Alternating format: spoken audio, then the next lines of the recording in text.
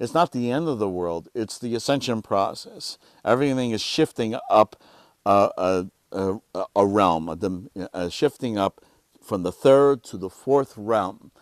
And in that fourth realm, you will either sink or swim. And it's only because of the increase in vibration and the resulting interaction, harmonic interaction between yourself and your environment and other people. Okay? In this way, without anyone deciding like Saint Peter at the Golden Gate, well, you can pass or you cannot pass into paradise, without any of that malarkey. People will be pulled away from the earth. Basically, they're going to be pulled away by their own efforts and by their own personal philosophy. They're going to be pulled away. They're going to pull themselves away. They're going to get there and not be able to sustain themselves there. Now, this does not necessarily mean that they are of the dark. As we expressed to you before in a video about the split, there are some that don't quite know where they stand. They embrace dualistic thinking in some levels, but they are loving beings, and they, at heart or at core, they're just simply not able to function that way on Earth very well. Where a lot of demands upon their to be in their free will and to express their will have been put upon them. So you see this equivocation being expressed in the myth of the rapture. What is going to happen in the rapture, according to some Christian groups? Well, the earth is going to be in chaos, and there is going to be a lot of suffering on it. Well, the third realm which you're leaving, or the third realm now, is looking pretty much like that. And Jesus is going to come and take the chosen to another place. Well, this is a wonderful way of ridding the planet of people who would be functioning on a very high level, but somewhere else. They're good people, but they're not in the right place. So yes, Jesus is going to come and take them someplace else, but the planet is not going to be a hell. It is going to be a paradise. And sorry to say that somehow, even though souls are good, and as we said, we see the light in everybody, they're not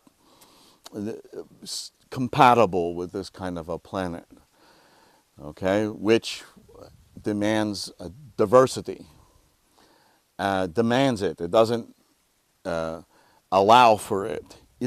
It demands it, okay? And diversity requires that people make decisions about what they are going to do as the moment presents itself, okay? Rather than according to judgments, old judgments and pattern forms of thought, okay? So what we want you to impress upon you is that almost everybody's end of the world mythology in some way has validity, but the process is less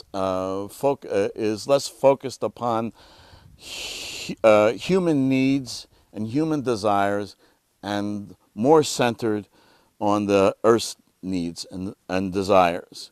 In other words, the ascension would not happen were it only for human beings, or only on account of human beings.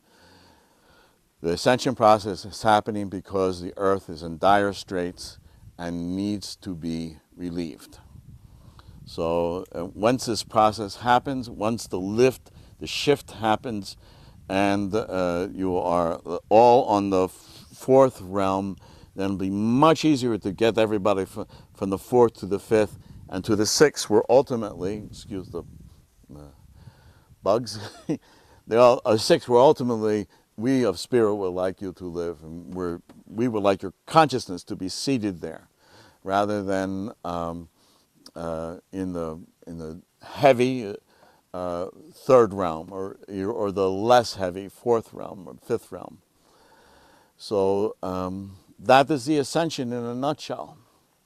And like everything that is true, there is some way that you as an individual being can appreciate it. There's some individual awareness which you can acquire about the ascension without having to read the newspaper. Remember that there is going to be all sorts of cataclysmic events after the ascension begins.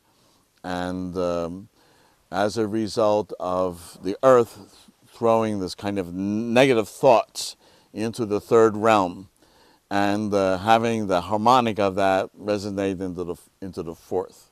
If that makes any sense to you. We think it does. And you understand that when you see earthquakes happening and you hear talk about the pole flip, this talk is originated from the scientific community.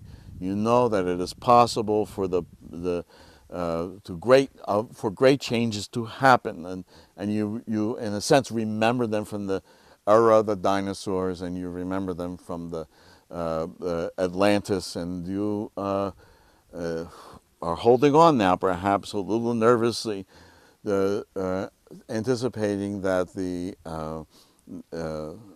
ascension process is going to harm you in some way. But as long as you are able to act in the light, it's one thing to imagine that you are in the light, but as long as you are able to use your will, your free will to act, and your free will informed by your passion to act in the light and to act in love, in other words, then you will be fine. It does not make a difference how that is manifested.